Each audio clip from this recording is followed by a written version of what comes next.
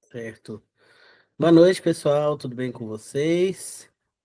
Hoje a gente vai para a nossa segunda aula de administração e gestão empresarial. Na aula passada, a gente concluiu, deixa eu ver aqui, falando das fases da administração, da evolução administrativa, e a gente ficou de começar a falar das teorias, né, na aula de hoje, né? Teoria clássica, teoria da administração científica, né? Então, hoje a gente inicia aí na administração científica.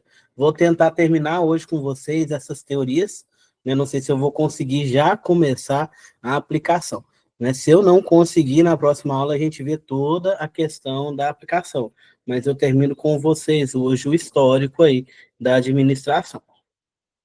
Certinho? Qualquer dúvida pode parar, pode me perguntar, levantar a mão, mandar mensagem, que eu estou aqui para sanar as dúvidas. Então, vamos começar falando aí da administração científica, né? A teoria da administração científica, ela foi uma abordagem formulada por Frederick Taylor, que foi um engenheiro que começou a estudar administração. Ele começou a ver a administração como ciência. Então, ele quis trazer para a administração a questão de cálculos, ele quis colocar a ciência dentro da administração, né? Então, ele começou a trabalhar ali as questões científicas, né? Ele começou a ver produção, começou a ver tempo de produção, ver produtividade como algo que fosse mensurável, ou seja, algo que desse para medir, algo que desse para trabalhar em cima disso daí, né? O foco principal dele era seleção, treinamento e motivação dos trabalhadores, porque ele visava aumentar a eficiência. Aumentando a eficiência, ele aumentaria também a produtividade, através de métodos científicos que ele criava, né? Colocando ali, por exemplo, os testes que ele fez ali, que era melhorar as condições de trabalho, reduzir carga horária, porque na época que ele começou a estudar, não se tinha ali uma regra sobre carga horária, né? Não se ganhava, né, sobre produção, ganhava sobre salário. Aí ele começou a estudar essas questões, né? O que incentivava a pessoa a produzir mais? Por que um colaborador acabava produzindo mais do que o outro? Ele começou a visualizar que isso não era somente algo pessoal, né? Que poderia ter algo ali que ele poderia estar modificando, que ele poderia estar trabalhando para aumentar a eficiência, né? Aumentando a produtividade também. Então ele começou a estudar. Ele começou a estudar, pessoal, numa fábrica, né, com algumas costureiras, né? Ele começou a fazer o estudo dele dentro de uma produção, né, com algumas costureiras. Aí ele foi fazendo vários testes, né? Ele começou a verificar ali, por exemplo, né, se ele reduzisse a carga horária, como é que ficaria a produção? Aí ele tirou três ali, colocou elas numa sala e começou a fazer o teste com elas. Aí ele verificou que reduzindo a carga horária, a produção ficava a mesma. Então, aí disso daí ele chegou à conclusão que não era carga horária, que tinha a ver diretamente com produção, né? Que chegava um certo tempo ali, as pessoas já estavam cansadas, elas já não produziam mais. Aí ele começou a verificar essa questão de carga horária. Depois ele foi verificar a questão de iluminação, né? Porque como era um serviço de costura, elas precisavam muito da questão da iluminação. Chegava um certo horário ali, elas já não enxergavam muito bem, por causa da má iluminação. Então ele melhorou a questão de iluminação, viu que aumentou a produtividade, porque como elas enxergavam melhor, tinha um ambiente de trabalho melhor, elas produziam mais. Depois ele fez testes com a supervisão, colocou a gerência para observar, verificou que com supervisão elas produziam melhor, elas produziam mais rápido. Isso daí ele foi fazendo vários testes ali, né, para verificar o que realmente influenciava ou não na produtividade, o que ia influenciar ali na produção, na eficiência daquela produção. Ele publicou um livro ali, Princípios da Administração Científica, em 1911, onde ele apresentou todos esses estudos, né? Os quatro princípios fundamentais ali da administração científica. Que são esses aqui, pessoal. Princípio de planejamento. Substituição dos métodos empíricos por procedimentos científicos. Empíricos é aquele que eles conheciam, que eles acreditavam, né? Trocar esses métodos que já estavam ali ultrapassados por métodos cientificamente comprovados. O trabalho deveria ser planejado e testado. Os movimentos utilizados ali seriam decompostos a fim de reduzir e racionalizar a sua execução. Ele também fez, pessoal, teste ali do tempo de trabalho. Ele fez ali o que a gente chama de racionalização da produção, né? Ele começou a verificar ali que se perdia muito tempo com movimentos que não tinham nada a ver com a produção, né? Por exemplo, nessa confecção, as costureiras tinham que ficar caminhando para levar as peças de um local para outro, né? Por exemplo, a que cortava o tecido tinha que caminhar até a que costurava ali e tinha que levar até aquela que fazia o acabamento. Então, ela gastava muito tempo nesse momento que ela estava levando o, o material de um lugar para outro. Essa questão dessa demora, desse trajeto aí, era uma perda de produtividade. Porque enquanto ela estava indo e voltando, ela estava, né, perdendo tempo, porque ela está sendo ali contratada para costurar, para cortar, para fazer o acabamento, não para ficar andando para lá e para cá, né? Além de se cansar, porque ela estava fazendo um movimento que não tinha nada a ver com o trabalho dela e ela ficava cansada no final do dia de tanto ficar andando para lá e para cá. Sem contar, né, que quando ela andava de um lado para o outro, ela parava lá com a outra e ia bater um papinho, né, depois voltava para o posto de trabalho. Aí ele começou a pensar nas linhas de produção, colocar um do lado do outro para reduzir essa distância entre os postos ali, que vai reduzir movimento. Então, ele fez o estudo dos movimentos do trabalho, né, que é essa questão ali, do movimento serem decompostos, a fim de reduzir e racionalizar a sua execução. Começa ali a pensar em padronização, né, fazer os movimentos somente necessários para aquela produção. Você reduz movimentos, aumenta ali a sua produtividade. Princípio de preparo dos trabalhadores, ele começa a falar de selecionar um operário de acordo com a sua aptidão, né? Ele vai verificar ali para que área que você tem mais aptidão e vai treinar você para trabalhar naquela área, né? Assim, se vai para uma área que você tem mais aptidão, então você vai render mais, você vai produzir mais e melhor, né? E eu vou ter um planejamento, eu vou ter um plano, e começa a se falar aqui, ó, de plano de cargos e salários, né? Não da forma que a gente conhece hoje, mas aqui é onde brotou aquela sementinha, né? De ter ali, né, uma evolução do empregado, né? Ele não vai ser chão de fábrica a vida toda, ele vai começar a ter ali uma evolução. Princípio de controle, né? Controlar o desenvolvimento do trabalho para se certificar do que está sendo realizado de acordo com aquela metodologia estabelecida.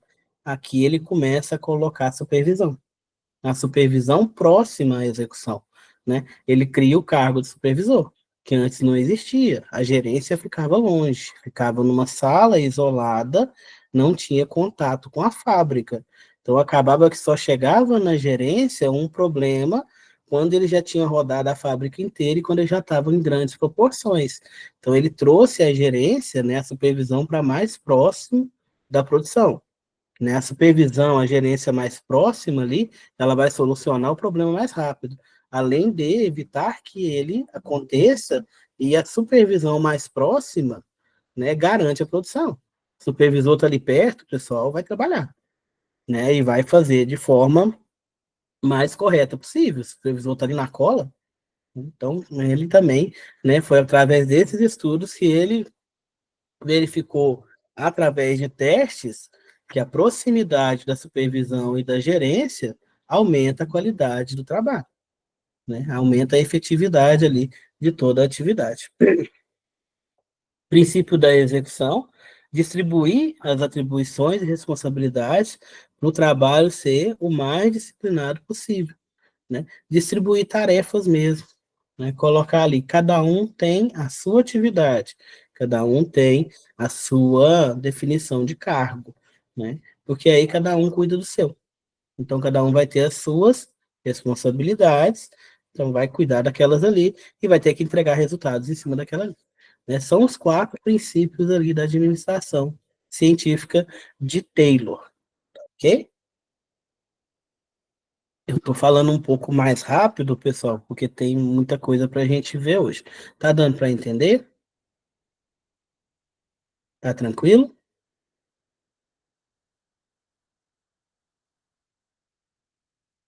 Beleza, então vamos prosseguir. Método de Taylor na prática, né? Até hoje a gente tem, né, as metodologias de Taylor, lógico, passamos aí por evoluções, mas a gente ainda tem resquícios aí do início, né? O início foi com ele. Então a gente traz ainda aí, dentro das novas teorias, o início que teve com ele ali. O estudo dos tempos, né, foi com o Taylor, ele baseou seu sistema de administração no estudo do tempo na linha de produção. Ele analisou e cronometrou cada movimento que os operários faziam. Ele ficava ali com o cronômetro na mão e fazia a análise do tempo que o operário demorava para fazer cada movimento em sua tarefa. E ele começou a verificar quais eram os movimentos que não eram necessários da atividade. Eu dei o exemplo da pessoa andar de um lado para o outro, né? Um exemplo assim que a gente vê de cara, mas ele olhou todos os movimentos, não foi somente esses. Né? Ele olhou até o movimento de giro que a pessoa faz ali, né? Então ele conseguiu ali, né, desenhar completamente ali a estrutura do trabalho. É colocar ali até os movimentos que a pessoa faz e o tempo que ela demora para fazer. Então, esse estudo dele foi um estudo muito bem feito. Né? Ele demorou bastante para fazer, mas ele foi muito, muito bem detalhado. Né? Métodos otimizados. Então, quando ele dividiu as funções ali, ele projetou os melhores métodos, as formas mais rápidas para executar as atividades com forma excelente, com uma forma de qualidade, né? Estabelecendo que os trabalhadores deveriam ser capazes de produzir de acordo com o tempo que ele mediu. Isso daí é o princípio da cronologia. Né? Ele começou a aplicar a cronologia. Né? Ele media o tempo e fazia uma média.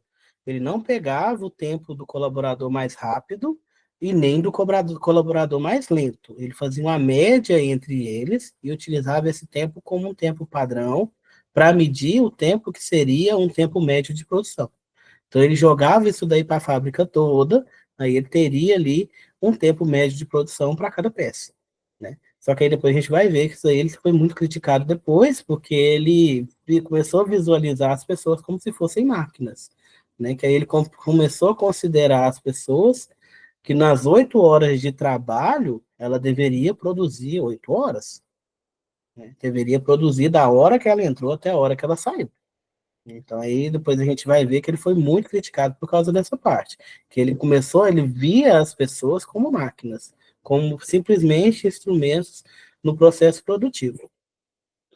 Ele também criou, pessoal, esse sistema de tarifa diferenciada, a questão de comissão, digamos assim, né? Ele encorajou os donos de empresas aí a pagar comissão, né? Pagar mais aos empregados mais produtivos, os que tinham uma produtividade mais alta, porque isso daí foi incentivo, né? Eles tinham o incentivo de produzir mais, né?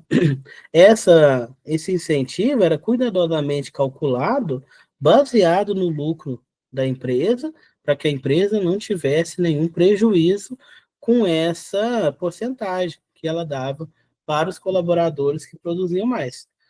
Então, ele criou essa questão aí, né, da comissão. Né? A gente vê mais comissão para venda, né, mas nesse caso aqui foi, né, o que entrou aí, a questão de comissão por produção. Né? Quem produzia mais recebia mais. Aí ele começou a verificar que com esse incentivo, né, os funcionários ficavam mais engajados e trabalhavam, né, de forma mais rápida para produzir mais, porque no final do mês eles tinham essa, essa gratificação por ter produzido mais. Os princípios, filosofia de Taylor e as críticas, né, os princípios filosóficos, desenvolvimento de uma verdadeira ciência da administração, ele conseguiu cientificar a administração, fortalecer a administração como ciência, que até antes dele não tinha essa visualização da administração como ciência, ela era apenas uma ideologia, né? Seleção científica dos trabalhadores, ele conseguiu comprovar ali que dava para você selecionar cientificamente os trabalhadores e que cada um tinha ali o seu melhor lugar para ser utilizado. Educação e desenvolvimento científico do trabalhador, cooperação íntima e amigável entre administração e trabalhadores, né? O conjunto ali, o trabalhar em conjunto, a comunicação. E as críticas, né? Lógico, tudo, pessoal, tem a parte positiva e tem a parte negativa. Ele foi o primeiro. Então, lógico que tiveram as críticas, muitas críticas, mas ele foi o primeiro, ele deu o primeiro passo. Depois dele, a gente vai ver que vieram vários outros, e até hoje isso está em processo, né? Está mudando, né? Cada dia aparece uma nova teoria, uma nova abordagem, e a administração é isso. A administração e gestão, ela não para, porque ela é cíclica, ela acompanha a sociedade. A sociedade não para, a sociedade muda o tempo inteiro. Então, a administração ela tem que ter essa flexibilidade, ela vai acompanhar, principalmente porque a gente trabalha com produção, a gente trabalha com mercado, então a gente precisa saber ali ser fluido, a gente precisa saber se adequar, porque se você não tem uma administração que se adequa ao mercado, que tem essa flexibilidade, que é enrijecida, ela não dura, ela não consegue sobreviver, né? Lembrando que isso daqui foi em 1911, 1912, então, assim, muito tempo atrás, para a época dele, isso daqui foi algo extraordinário, né? A gente vê hoje, a gente vê, nossa, que absurdo, né? Mas para a época dele, isso foi, assim, um boom, né? Foi extraordinário, né? As críticas que tivemos, né? Transformação do homem em máquina, né? Como eu falei para vocês, ele colocou o homem ali, o trabalhador, como uma máquina. Ele foi contratado 8 horas para trabalhar. Então ele vai fazer o movimento, todo o movimento que ele fizer dentro da fábrica é para produzir. Ele não pode ir no banheiro, ele não pode beber água. Ele cronometrou ali todo o tempo de trabalho da pessoa e queria que ela produzisse em todo o tempo que ela estava dentro da fábrica.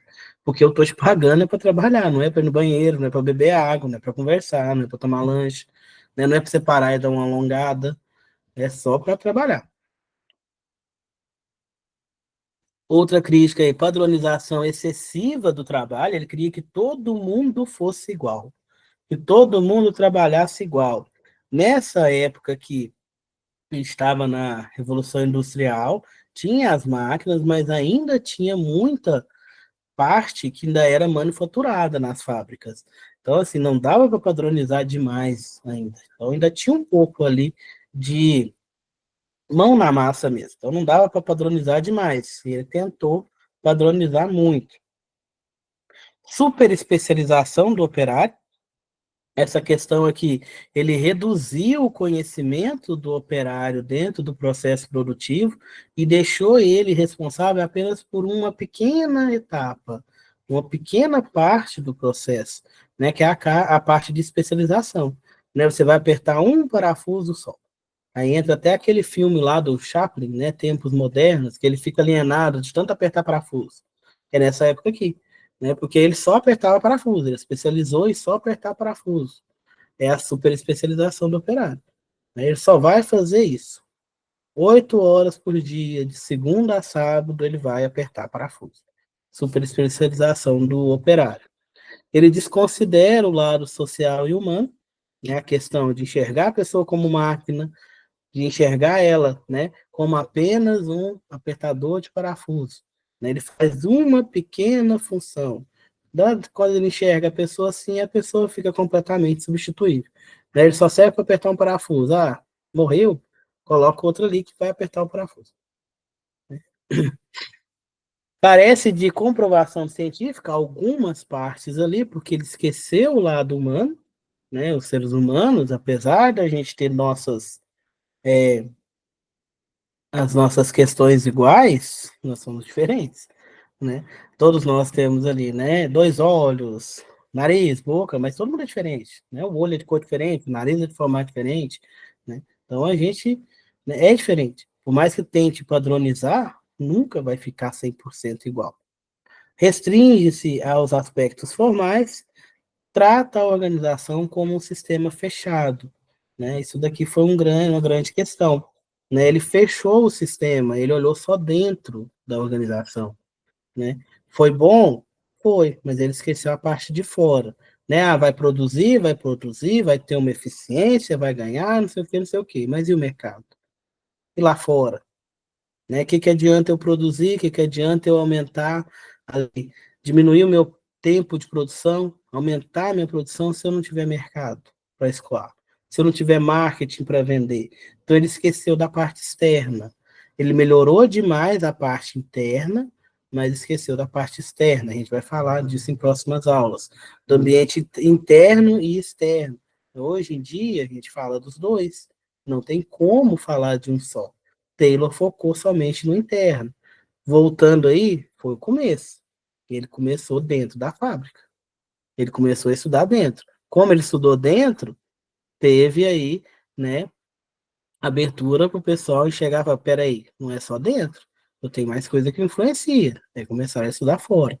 Começaram a verificar que tudo influencia. A administração é um ciclo, e tudo ali vai estar influenciando, ok? Depois dele veio o feio,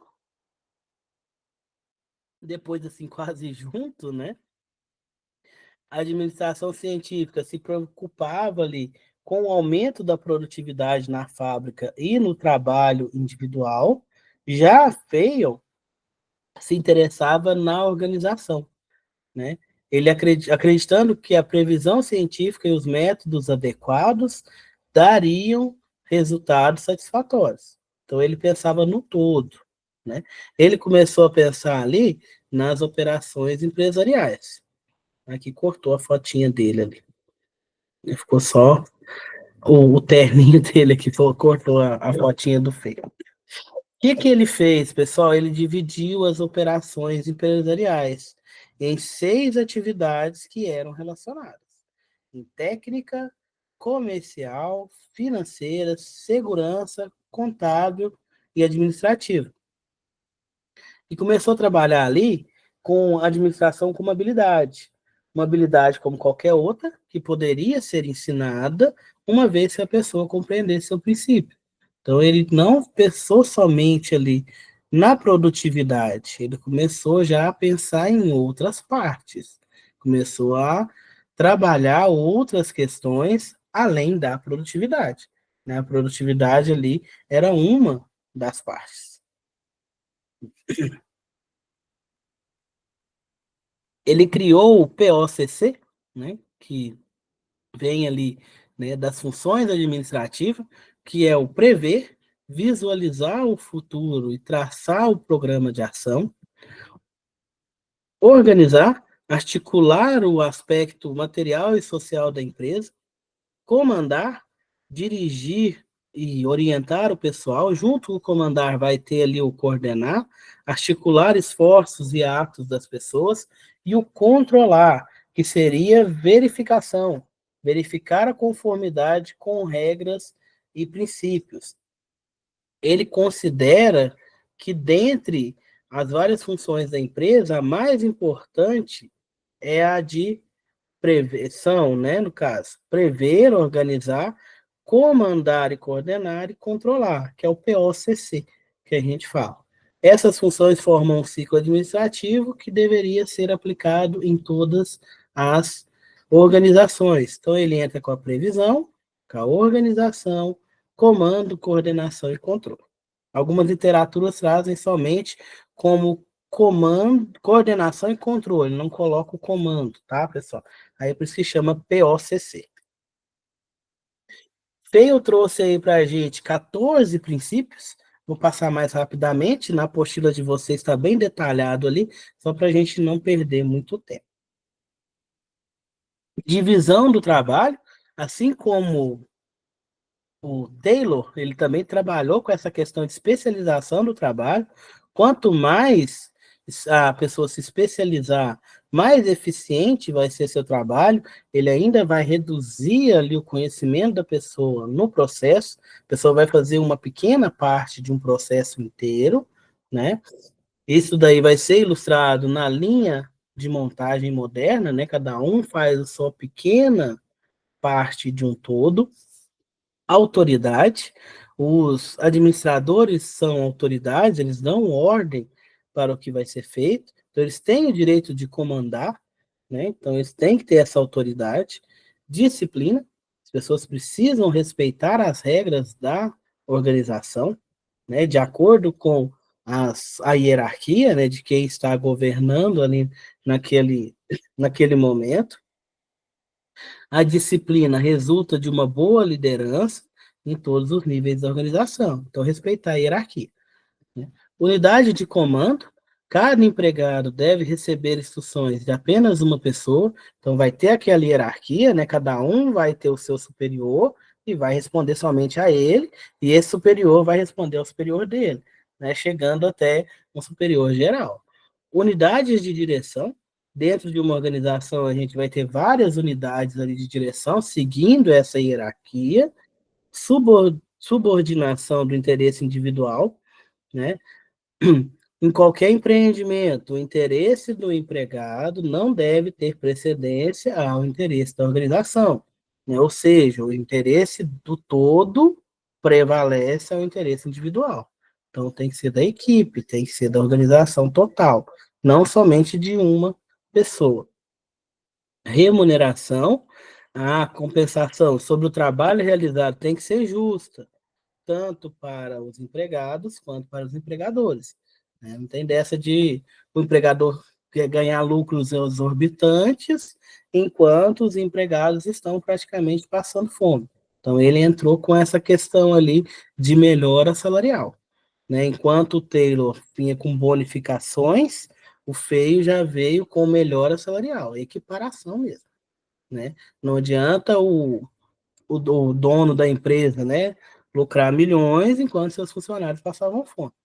Ele propôs aí essa equiparação, porque uma pessoa que tinha uma melhor remuneração ia seguir melhor as regras da empresa, porque ela, no caso ali, né, falando, sendo sincero ali, no caso ali, ia seguir as regras que ela teria medo de ser mandada embora.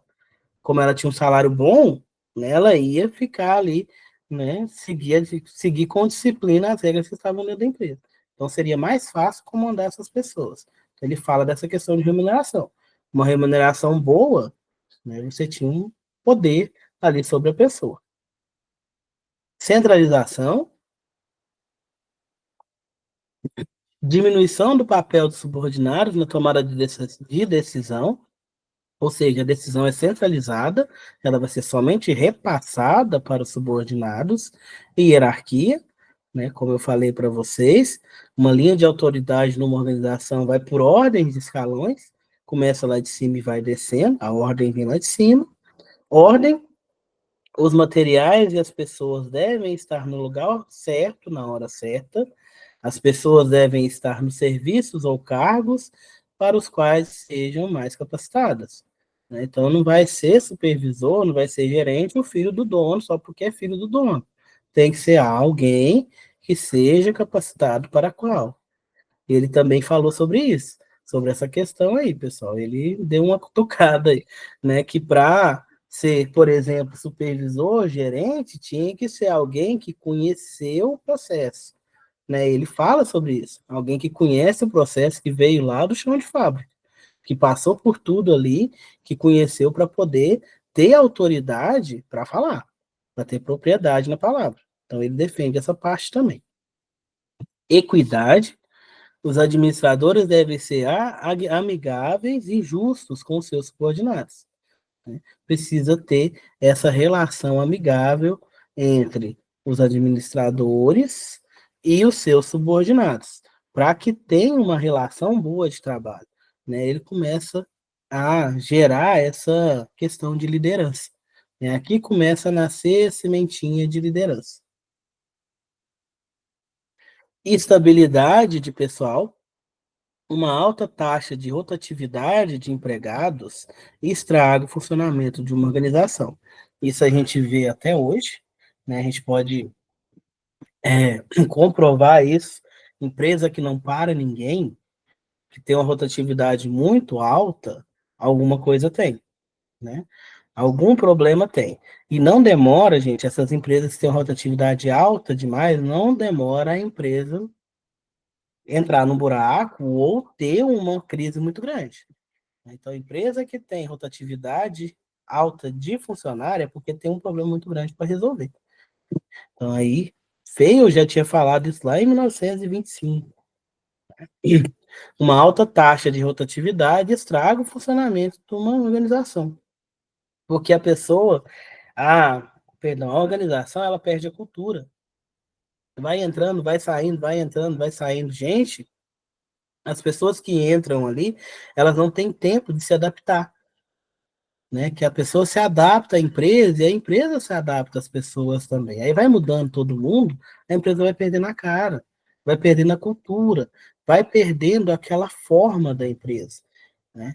A mesma forma, aquela empresa que o pessoal não sai, que fica ali, é um local bom de trabalhar. A empresa vai ter uma cara, vai ter um jeito, né? Então, essa questão de rotatividade, né, ela é um dos indicadores de qualidade de uma empresa. Ela não pode ser alta demais, ela também não pode ser baixa demais, né? Se ela for alta demais é porque a empresa está ruim, né? Agora, se ela for baixa demais, né, e também indica ali que o pessoal está acomodado, né? Se ninguém sai ali, tem 10 anos, ninguém sai dessa empresa, ninguém, aí às vezes pode significar que o pessoal acomodou, né? Que às vezes precisa dar um up ali no negócio. Colocar uma pessoa nova para dar um gás novo ali, porque a organização tende a cair, certo?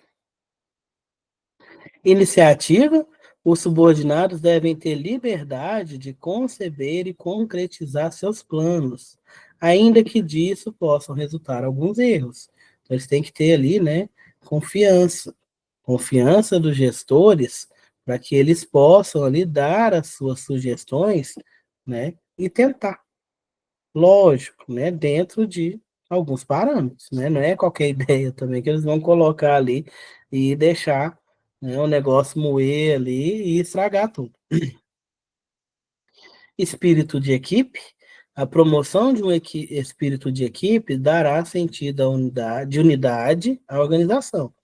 Feios sugeria que o uso da comunicação verbal, em vez da comunicação formal, era a forma de manter esse espírito de equipe. Reunir mesmo, juntar o chão de fábrica ali e falar com eles. Não ficar mandando telegrama não, memorando, é, ficar mandando recado, né?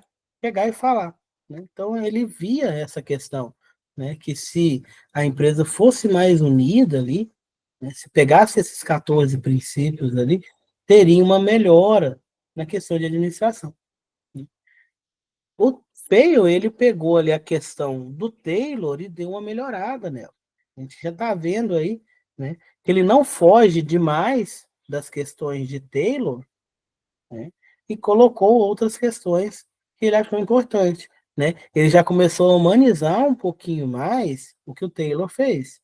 Taylor tentou usar o homem como se fosse máquina, né?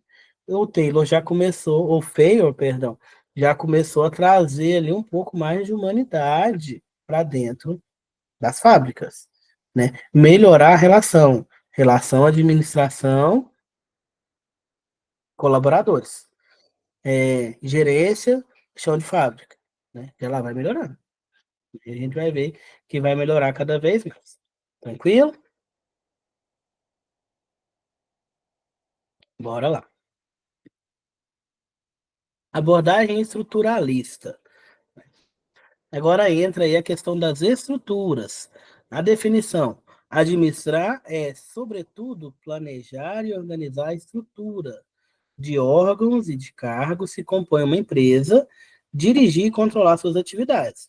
A eficiência de uma empresa é muito mais do que a eficiência dos seus trabalhadores, né? Vai ser a eficiência da estrutura, se a estrutura funciona ou não, certo?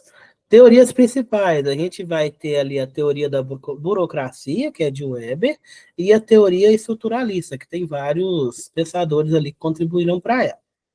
Foco vai ser na racionalidade, isto é, na adequação dos meios, órgãos e cargos aos fins que se deseja alcançar.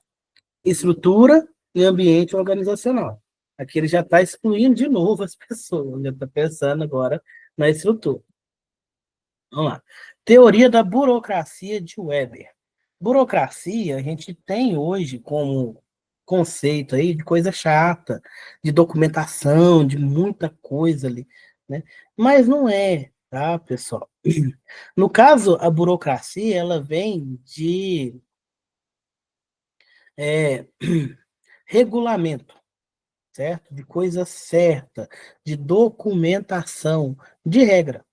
Né? A gente vê hoje burocracia como coisa chata, coisa demorada, né? Por causa das regras que às vezes a gente precisa seguir, documentos que a gente precisa preencher para determinadas atividades que a gente precisa fazer. Né? Mas o conceito de burocracia ali, né, é de regras, regulamentos. Então, a teoria da burocracia, a gente vai ver que ela vem com essa questão de normas, trazer normas para dentro da empresa, normas que são ali para todo mundo, desde o dono da empresa até o chão de fábrica. O conceito de burocracia desenvolveu a teoria da administração burocrática que enfatiza a necessidade de uma hierarquia distritamente definida e governada por regulamentos e linhas de autoridade claramente estabelecidas. Então, é norma. Burocracia é norma, é regra. Né? É ter regra dentro da empresa. Então, isso é burocracia. Né? Não é esse conceito que a gente tem hoje, né? De coisa demorada, de coisa chata. Né? O conceito que a gente vê hoje é consequência de um grande volume de normas e regras que a gente tem que seguir. Ok? Autoridade legal, nas considerações de Weber, é notória a evidência contextual dos meandros relacionados à autoridade legal e o tipo de administração burocrática, com forte, presença nas organizações públicas. A gente vê ainda essa questão burocrática na organização pública, porque a organização pública ela é regida mais leis, por mais normas. E ela precisa ter essas leis e essas normas por causa da questão de transparência, né? Porque a população precisa ter acesso, né? Nem todo mundo sabe, mas existe o portal da transparência, existe a questão das leis de transparência. Tudo que o governo faz, a gente tem acesso para ver, só que a gente não olha, né? Ah, o governo está roubando. Você está olhando? Você está acessando lá o portal da transparência? Você está verificando? Né? Você está ali acompanhando? Né? Então a gente tem que acompanhar. Né? Eu sei que muita gente não tem tempo, mas a gente tem que acompanhar. Existem as leis. Então tudo que é feito precisa ser mostrado, precisa ser postado, né? A gente que não vai. Né? Então a gente vê a questão de burocracia de acordo com as instituições públicas, porque tem uma burocracia maior mesmo, tem uma questão de legislação mais pesada aí em cima da administração pública. Só que às vezes a gente não olha. Dominação burocrática, né, objetivos cujas principais consequências enfocam ali na dominação burocrática. Uma tendência de recrutamento com foco na qualificação profissional, formação prolongada e impessoalidade nas relações. É a questão da norma que eu falei para vocês. A regra é regra dentro de uma empresa. Independente se é o dono, se é o filho do dono, regra é regra. Isso daí que fala a teoria da burocracia. Tem a regra, tem o regulamento, tem a documentação, então precisa ser seguido. Aí ele começa a normatizar a administração, começa a documentar a administração. Antes dele, né? Lógico, existiam os documentos, existiam as regras, mas não era tão se falado nessa questão. Né? Então ele começa a trazer isso daí para o papel, colocar no papel, fazer documento. Aí começa a burocracia, começa a questão aí, né, da documentação, que a gente tem até hoje. Cada dia que passa, a gente é mais documento para preencher, né, para tentar cercar irregularidades. Mas o ser humano é uma coisa de louco, né? Quanto mais a gente tenta cercar, mais ele arruma brecha para fugir. né? Eu até brinco, falo que quem trabalha ali, né? Advogado, ele é formado em português, né? Ele é doutor em português, que é para achar brecha em lei para poder escapar, né? Não o advogado, né? A pessoa que defende ali, né? Que trabalha, não somente o advogado, né? Porque é a questão da burocracia. É 1 milhão de leis para poder cercar, aí vem as pessoas ali para procurar brechazinha, porque nossa língua, né, é nada, né, para achar brecha para fugir, né? Tudo começou lá na teoria da burocracia de Webb. Vamos continuar. Características aí, né? A formalização. Todas as atividades das organizações devem ser definidas por escrito. Então começa ali os procedimentos, né? As empresas têm os POPs, né? Que são os procedimentos operacional padrão. Algumas têm outros nomes, mas são os procedimentos. Começou aqui na época do Weber, né? Colocar um procedimento padrão, porque independente de quem entrar, de quem sair, se tem rotatividade ou não, eu tenho um procedimento, o pessoal tem que seguir. O documento fica, as pessoas saem, o documento fica, o processo fica, a padronização fica, né? A formalização fica. Divisão do trabalho, voltando a falar, divisão do trabalho. Cada participante tem um cargo, uma posição definida, com uma esfera específica de competência, direitos, deveres, responsabilidades e autoridades claramente estabelecidas no papel. Hierarquia, o cargo obedece uma hierarquia, o que Feio tinha falado também. Impessoalidade, o funcionário ideal desempenha seu trabalho com impessoalidade no relacionamento, independente do relacionamento que ele tenha com qualquer pessoa ali dentro. Ele é um funcionário. Então, ele vai ser tratado como tal. Ele vai ser suscetível às regras como tal, né? No papel. Mais características: competência técnica. As pessoas serão selecionadas com base na competência técnica, não em preferências de ordem pessoal. Separação entre propriedade e administração. Saiu administração 2 vezes ali. Os recursos utilizados na administração, na organização, perdão, não são propriedades dos burocratas. Ou seja, separar. Né? Separar propriedade do dono da propriedade da empresa. Profissionalização do funcionário. Funcionários da burocracia são profissionais especializados, assalariados de acordo com a função, nomeados pelo supervisor e seguem uma carreira dentro da organização, né? Então, ele vai ser contratado para trabalhar somente com documentação.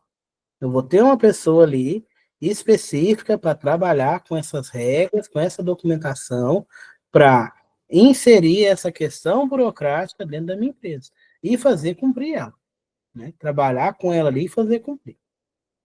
A burocracia é uma forma de organização humana que se baseia na racionalidade, ou seja, a adequação dos meios aos objetivos pretendidos, a fim de garantir máxima eficiência possível no alcance dos objetivos.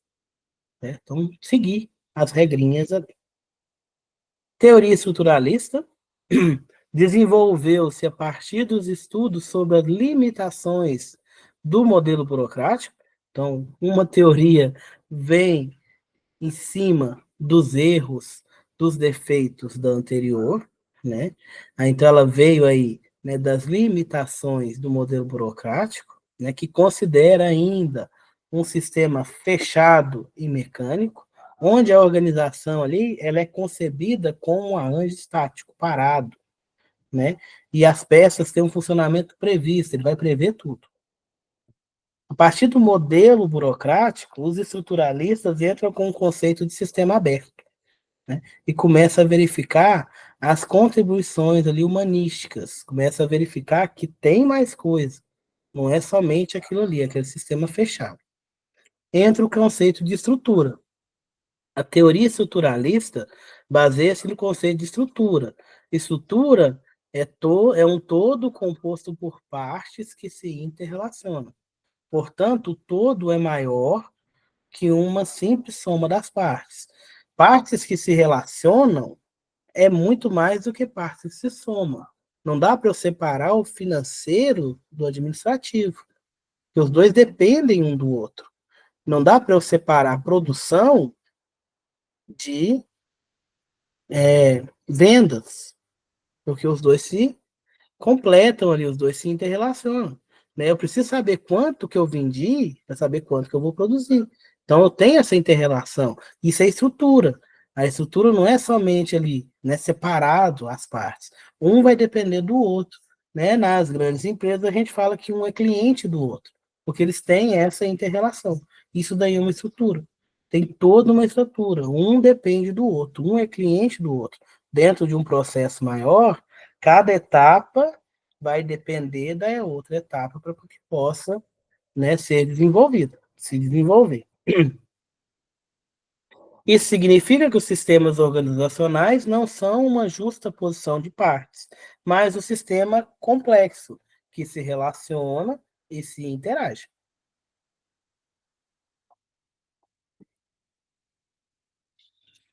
Contribuição da teoria estruturalista, né? A gente tem síntese de todas as teorias, ela pegou ali umas partes mais importantes ali e montou uma estrutura, uma teoria melhor, né, com as melhores partes ali que ela tirou de cada uma, integração dos aspectos da teoria clássica e da teoria das relações humanas, que a gente vai ver, ela começa a enxergar a organização como uma unidade complexa que tem interação de grupos sociais, objetivos compartilhados entre as pessoas, objetivos conflitantes. Aí tem o objetivo pessoal de cada um, tem o objetivo do grupo, isso daí vai virando uma loucura ali dentro, a gente vai ver essa parte mais para frente. Ela começa a verificar ali o sistema aberto, que a organização ela tem essa interação com o ambiente externo, ela depende desse ambiente externo, muito mais do que era visto antigamente, né, do que foi visto nas teorias anteriores. Ela tem essa interdependência do sistema, do ambiente externo, e ela cria ali a conceito de homem organizacional, né? Desempenho de papel simultâneo em diversas organizações. Né? O homem organizacional ele vai desempenhar vários papéis ali dentro da organização de acordo com o momento, de acordo com o tempo que ele está ali. Essa teoria não considera somente o fator externo, como a teoria da burocracia, mas também o fator interno, dando a visão de uma organização flexível. Reconhece ali o conflito entre os objetivos pessoais, individuais e os organizacionais, representado por um período de transição, né, e de expansão da teoria da administração. Ok?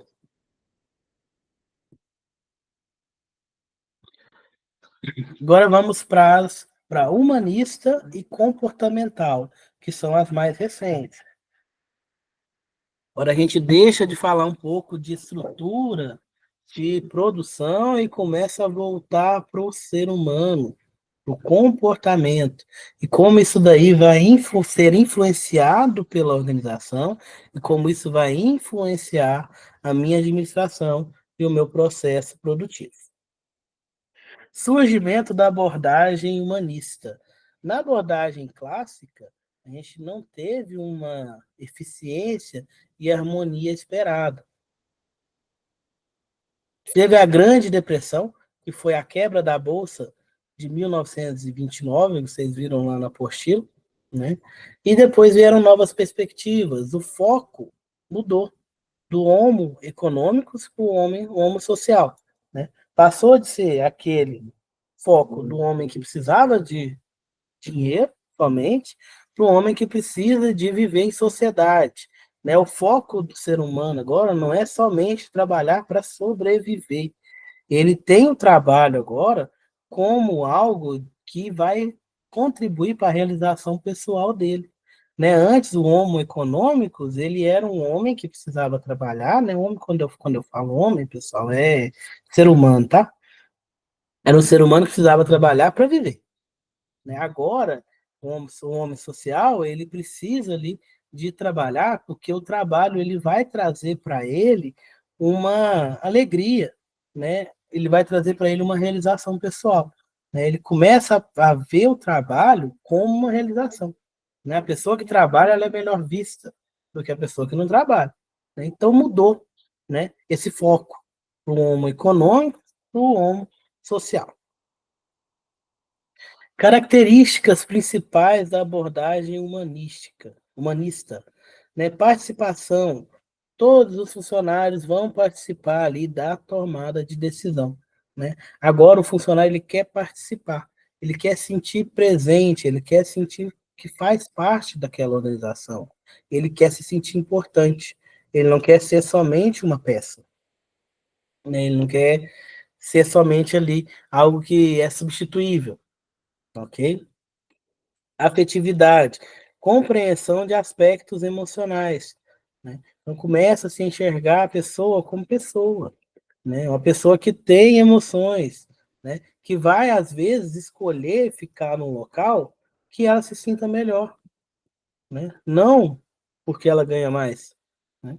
Não porque é o que tem, né? Ela vai escolher ali por afetividade também. Então, ela vai, mas essa abordagem humanista, ela verifica, ela compreende os aspectos emocionais e também na produção, a forma que se impacta na produção, né? Então, a pessoa que não está bem no trabalho, no dia a dia, ela não vai produzir bem.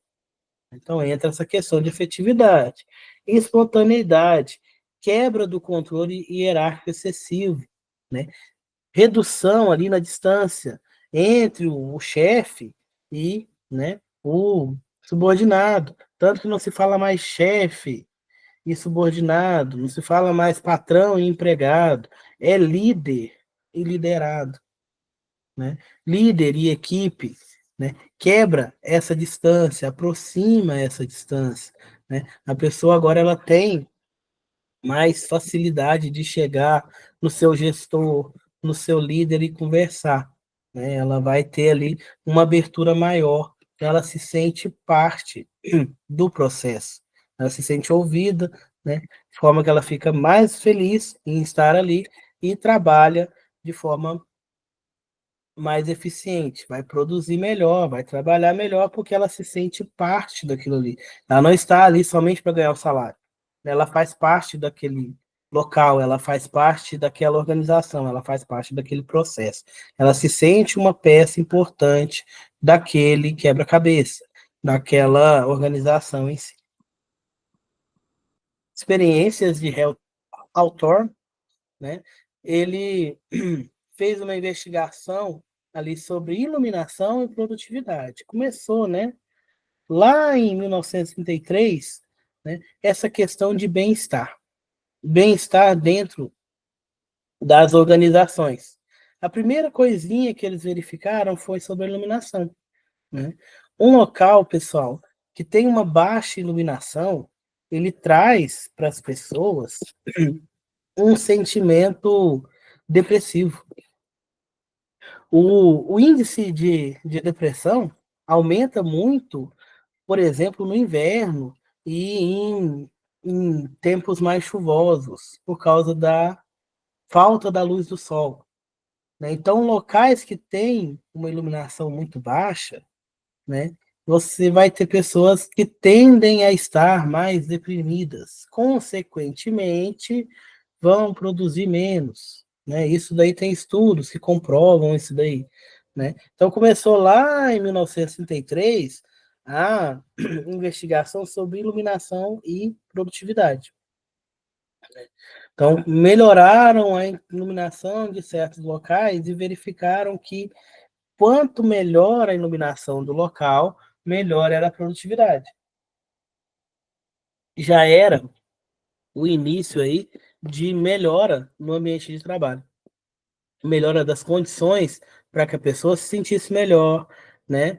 O humano se sentisse melhor para trabalhar de forma melhor. Começou lá na iluminação. Depois vieram ali alguns resultados ambíguos. A produtividade aumentava mesmo na piora das condições, mas teve também muitos outros processos ali externos, né? Isso daí deu uma atrapalhadinha ali nas experiências, né? Mas depois, né, continuaram os estudos. Elton Maio concluiu que a atenção especial motivava o desempenho. Quando as pessoas eram ouvidas, quando as pessoas tinham uma atenção melhor, né, eram escutadas, elas tinham uma motivação melhor. Elas trabalhavam com mais desempenho, então melhorava a produção, né? Grupos informais influenciam positivamente a produção. Então, também veio ali o efeito Hawthorne, que são os grupos informais influenciando positivamente na produção, né? Entrou ali outros grupos de pessoas que ajudavam também a melhorar a produção, que eram esses estudiosos que iam fazer as experiências dentro das organizações, né? Então, a junção disso daí tudo, né, foi melhorando aí as questões de produtividade e foram alinhando a abordagem humanista. Conclusões. Integração social, determinante da produção, né, não somente fatores físicos. Então, não é somente eu melhorar a iluminação do local. Eu preciso melhorar outras coisas também. Eu preciso que os meus subordinados se sintam bem para que eles possam produzir melhor. E esse sentir bem não é somente eu dar para a pessoa uma cadeira boa, uma iluminação boa, um local fisicamente bom para trabalhar. Né? Eu preciso ter outros aspectos também. Não adianta eu botar a melhor cadeira do mundo, a melhor iluminação e botar uma pessoa para trabalhar do lado de outra que ela detesta. Não dá certo. Né? Então, eu preciso verificar isso daí. Comportamento em grupo, empregados não agem isoladamente. Organizar os grupos para que eles possam trabalhar melhor. Cuidado com esses grupos também, né? Porque, né, montar esses grupos é complicado. Né? A gestão de pessoas atualmente é a coisa mais difícil que tem nas organizações. No geral, trabalhar com pessoas é complicado, né? Gestão de pessoas é complicado, né? Comportamento em grupo é complicado, né? Às vezes uma pessoa pode estar ali acabando com o grupo. A questão da gerência, a questão da liderança, o que que eles precisam trabalhar, é essa questão do grupo, né? Tem que manter a união do grupo, né? Você tem que aprender a lidar com aquilo ali, se você for líder, e ensinar para os seus liderados a conviver, né? Conviver harmoniosamente. Não é se amarem, mas também não é se odiarem o tempo inteiro, né? É um dos desafios da liderança. Ou mais, para mim, o maior de todos é, né, gerir uma equipe ali que tem problemas, por exemplo, dentro de um grupo, né? O comportamento em grupo ali, né, pode ajudar demais ou pode atrapalhar completamente seu processo. Necessidades psicológicas, recompensas não materiais também são importantes. Essa questão aqui é reconhecimento, né? Não é somente eu ir lá e dar um brinde para a pessoa, dar um aumento, reconhecer, né? Falar, oh, você está fazendo um bom trabalho, né? Muito obrigado. Reconhecer a pessoa, né? Para que ela se sinta parte, para que ela entenda ali que ela faz parte, para que ela se sinta importante, né? E é pequenas coisas, pessoal. Pequenas coisas mesmo, é um bom dia, né? Tem locais que as pessoas trabalham ali, passam umas por outras todos os dias e não dão um bom dia. Não sabe o nome da pessoa. Trabalha 10 anos com a pessoa ali, passa por ela todo dia, nunca perguntou o nome, né? A pessoa, por exemplo, acontece alguma coisa, não vai trabalhar, a outra não dá nem falta, né? Isso daí acaba com o psicológico da pessoa. Aí que ela se sente mesmo uma peça, aí que ela se sente mesmo um nada, né? Eu tô ali por nada, né? E acontece, gente, isso daí acontece em empresas grandes, né? Muitas pessoas aí passam por outras ali o dia inteiro, não falam nada, não conversa.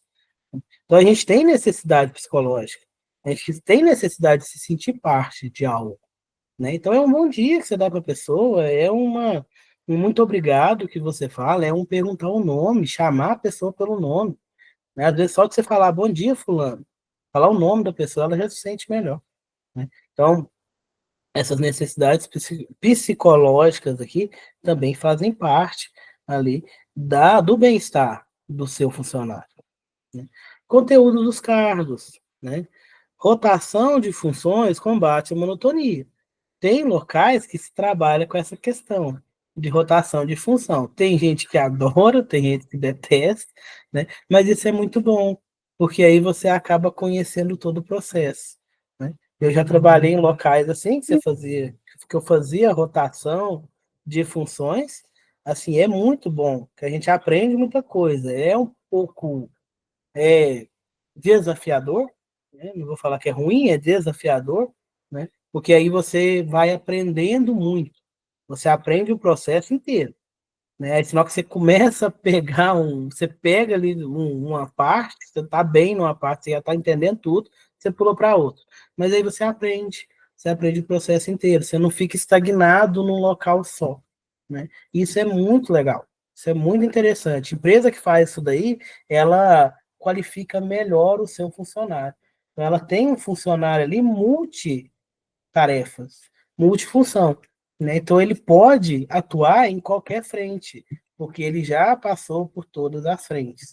Isso daí para ele no futuro também é muito bom, até se ele quiser sair dessa empresa depois, né? Que ele pode trabalhar em qualquer área, porque ele aprendeu todo o processo, né? Isso daí não é somente bom para a empresa, é bom para a pessoa, porque ela viu tudo que acontece ali dentro. Ela viu como é que funciona o processo inteirinho.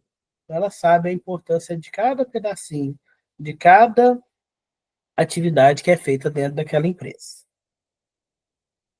Críticas à abordagem humanista, né?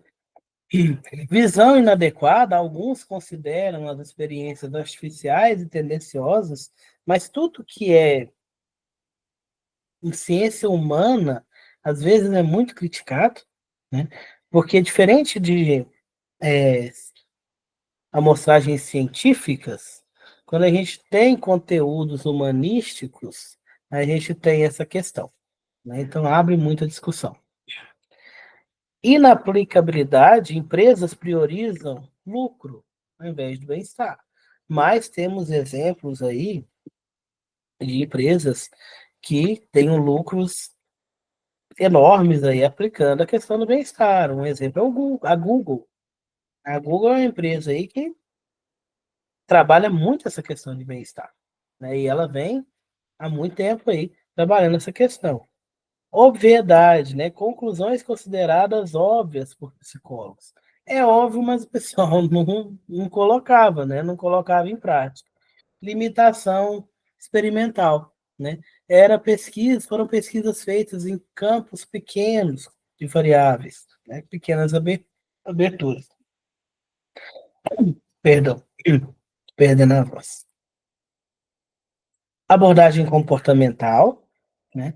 A gente tem origem no livro Comportamento Administrativo de Simon, né? O foco era a decisão mais importante que a execução, né? E falava sobre a valorização, trabalhador e empreendimentos baseados na cooperação. Aqui vai vir do comportamento do colaborador, né? O que o comportamento vai gerar na administração? O que o comportamento vai gerar na produção? Eu consigo ter alguma influência nesse comportamento? Teoria das decisões, resultado, o que se obtém com as estratégias. A gente tem um objetivo e vai criar estratégias para chegar a esses objetivos. Vamos lá, o que é o objetivo? O objetivo é onde eu quero chegar. O objetivo, o que o tomador de decisões busca atingir. Então, eu preciso traçar o meu. Ó, perdão. Preciso colocar o meu objetivo para que eu possa traçar minhas estratégias, que é o caminho escolhido para alcançar o meu objetivo, né? E chegar até o objetivo. Resultado é o que eu obtive através das minhas estratégias, né? Eu tracei o caminho, segui o caminho. O resultado pode ser eu chegar ou não no meu objetivo. Eu posso ultrapassar o meu objetivo, ficar melhor do que eu pensei, ou eu posso não chegar no meu objetivo, né? Preferências, critérios para fazer escolhas. Tomador de decisão é a pessoa que vai fazer as escolhas entre as alternativas. Teoria das decisões vai trabalhar isso daqui tudo. Eu vou precisar de decidir. Toda decisão que eu fizer, algo vai ficar para trás, né? E administrar, pessoal, é fazer decisão. E fazer decisão é medir consequência. Fazer decisão é saber que você, quando decide algo, algo vai ficar para trás. Quando você fala sim ou não, uma das coisas você vai perder. E assumir isso daí. Toda tomada de decisão é crítica. Dentro dos processos, dentro dos fluxogramas, toda tomada de decisão é considerado crítico dentro do processo. Então, administrar é tomar decisão, é trabalhar com essa questão. Administrar é resolver problema. Resolver problema é tomar decisão. Então, teoria das decisões vem com essa questão. Toda tomada de decisão tem que estar focada nos objetivos. As minhas decisões que eu tomar dentro da minha empresa tem que me deixar mais próximo dos meus objetivos. Eu não posso tomar decisões que me afastem dos meus objetivos.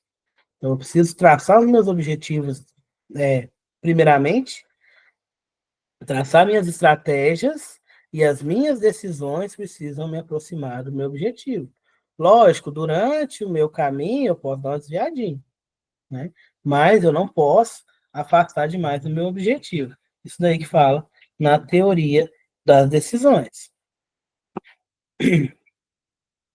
O homem administrativo, né, busca alternativa. A gente tem o que busca alternativas satisfatórias e não a melhor alternativa absoluta, né? A gente tem os que trabalham com o lucro adequado, ele não busca o máximo lucro, mas um lucro razoável para manter ali a empresa, são os três perfis que a gente tem, e a racionalidade limitada, o que decide com base apenas naquilo que ele consegue perceber.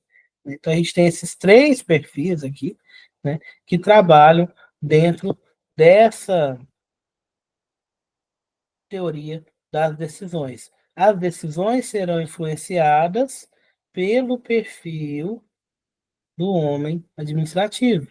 Se ele vai ser, né, o que busca alternativa satisfatória, se é o do lucro adequado, ou se é o que tem racionalidade adequada. Limitada, perdão. A abordagem sistêmica, ela vai enxergar a organização como um sistema, que tudo depende, né? Então ela vai ter uma visão do todo, né? Unificado ali. As partes são interrelacionadas, então cada segmento ali vai afetar o outro. O ambiente externo vai ser uma parte de um sistema maior que vai estar fazendo trocas o tempo inteiro com o ambiente interno. Essa abordagem sistêmica é a mais atual que a gente tem, que ali tudo vai depender. Essa daqui, ela entra com a teoria da contingência, onde tudo depende. Tudo depende, gente. Depende do mercado, depende do clima, depende dos Estados Unidos, depende do presidente, depende da chuva. Tudo depende, porque a gente trabalha num sistema aberto, com o intercâmbio do ambiente, né? Então, qualquer coisa que acontece pode e vai afetar a minha organização, né? Então, é a abordagem sistêmica, é aquela visão aberta, aquele campo aberto. Tudo pode influenciar, e realmente influencia, né? Essa abordagem sistêmica é a mais atual, né? E é a que enxerga melhor a organização, né? A que pega tudo que pode influenciar. Entra aí a questão da contingencial, né? Os absolutos, nada é absoluto dentro de uma organização. Então, assim, você não vai ter ali, isso é assim, vai morrer assim, nasceu assim, igual a Gabriela, né? Eu nasci assim, vou morrer assim. Então, nada vai ser absoluto dentro de uma organização. Aquilo que você acha que nunca vai dar certo, né? Pode dar certo e pode te trazer um resultado que você nunca esperou, né? Relatividade, tudo é relativo, tudo depende, que é o que eu falei para vocês, e variáveis. O ambiente causa transformações nas organizações e muita transformação, pessoal. Lembra aí da pandemia. Na pandemia, as organizações que não se adaptaram quebraram, foram embora. Quem não sabia, quem não se adequou ao mercado de delivery, ao mercado digital, não se manteve no mercado. É um exemplo simples aí, né? Quem não se adequou, não conseguiu, né? Lógico, foi um evento global, né? Uma catástrofe global aí, a pandemia, né? Que afetou todo mundo, mas é um exemplo do ambiente afetando as organizações. No ambiente externo, afetando as organizações. Uma coisa que veio lá da China, longe da gente, afetou a gente aqui no Brasil, afetou o mundo inteiro. O ambiente afeta, o ambiente transforma as organizações, né? Dependendo da sua organização, ela vai sofrer mais ou menos influências, né? Então vai depender do que você trabalha. Você vai trabalhar na agricultura, a questão climática, a questão de mercado vai te influenciar muito. Você vai trabalhar com um empreendimento menor, né? Aí não vai ser tanto a questão climática, mas você vai ter uma pequena influenciazinha, né? Porque aí você vai olhar ali, tudo depende, tudo é relativo. Né? Ah, eu não tenho nada a ver com agricultura. Mas se o pessoal da agricultura não vende, eles não vão ter dinheiro para comprar outras coisas. Então o mercado dentro da cidade não vai rodar. Você não vai vender eletrodoméstico, você não vai vender comida, né? E tudo isso daí vai rodando, né? Tudo depende. É a abordagem contingencial, que é a abordagem mais atual que a gente tem no momento, certo? Pessoal, alguma dúvida?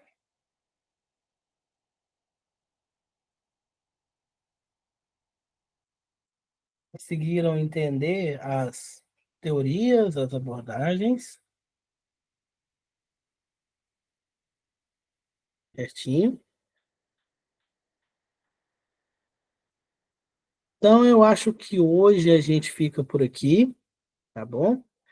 Eu vou deixar para a gente começar ali, né, a questão da gestão mesmo, da administração na próxima aula, que aí a gente fala do todo. A gente terminou agora o histórico da administração, né, chegou até aqui. Na próxima aula a gente fala da administração geral. A próxima aula vai ser um pouquinho mais comprida.